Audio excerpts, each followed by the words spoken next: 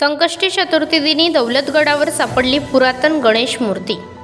आज गणेशाचा संकष्टी चतुर्थीचा दिवस व याच दिवशी दासगाव येथील दौलतगडावर गणेशाची जवळपास 700 वर्षापूर्वीची एक पुरातन पाषाण गणेश मूर्ती सापडली असून ग्रामस्थांनी याची विधिवत स्थापना करण्याचा निर्णय घेतला आहे।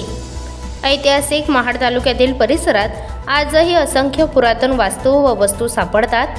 किल्ले रायगड परिसरात असंख्य तोफ गोळे, भांडी, वाड्यांचे अवशेष सापडले आहेत, तर महाड शहरातील सावित्री नदी किनारी इमारतींच्या बांधकामासाठी केलेल्या खोदकामात बहामी काळातील भांडी व आभूषणांचे अवशेष सापडले आहेत। अशा प्रकारे दासगाव येथील दौलतगडावर दौलतगड प्रतिष्ठान वतीने साफसफाई करण्यासाठी गेलेल्या तरुणांना 1.5 फुटाची पाषाण गणेश मूर्ती आढळून आली।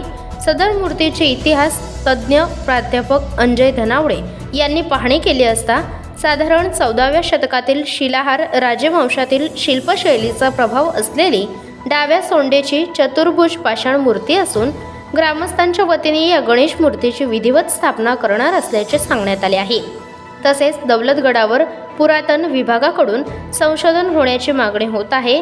कृषी दर्पण न्यूज चॅनलसाठी राजेंद्र जैतपाळ, महाड, रायगड।